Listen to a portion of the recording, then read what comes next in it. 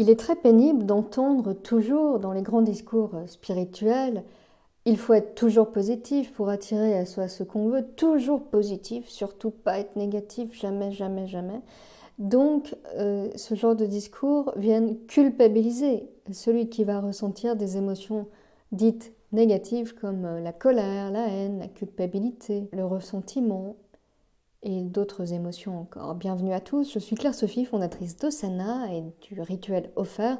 Demandez et recevez pour une vie meilleure, pleine de sérénité et vraiment attirer à vous tout ce dont vous rêvez. Et ce ne sont pas des mots, ce n'est pas un discours de charlatan. Si vous implémentez ce rituel de façon quotidienne dans votre vie, alors vous observerez des changements significatifs et je vous en fais la promesse. C'est disponible sur le site osana.fr. Je suis également fondatrice du programme Charisme Mastery pour devenir magnétique et révéler votre potentiel de charisme et attirer là encore tout ce que vous voulez dans votre vie. Les discours spirituels qui vont toujours vous dire pour réussir dans l'entrepreneuriat, il faut avoir une vision, il faut avoir une passion, il faut absolument toujours être positif, toujours, sous peine de ne jamais voir de changement dans sa vie. Alors c'est vrai, il faut être positif et je le dis suffisamment dans mes vidéos. Je vous invite à l'être, mais la caractéristique première de l'être humain, c'est d'être changeant, d'être versatile, d'avoir des sentiments et des émotions qui fluctuent dans la journée, dans le temps.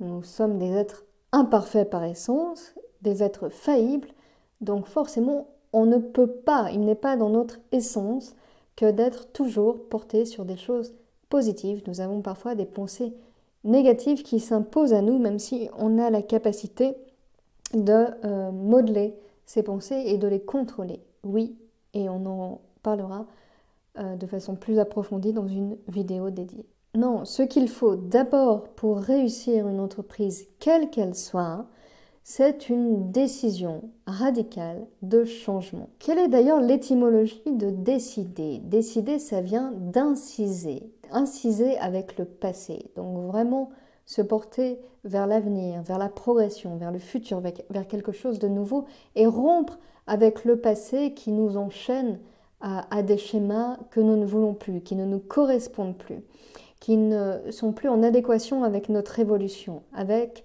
notre moi du présent. Donc je coupe le passé pour aller vers un futur meilleur. Je décide. Le changement, bien sûr, ne se fera pas en un jour. Vous allez devoir travailler dur, mais par contre, ce qui se fait en un jour, c'est la décision de changer de vie. À votre succès.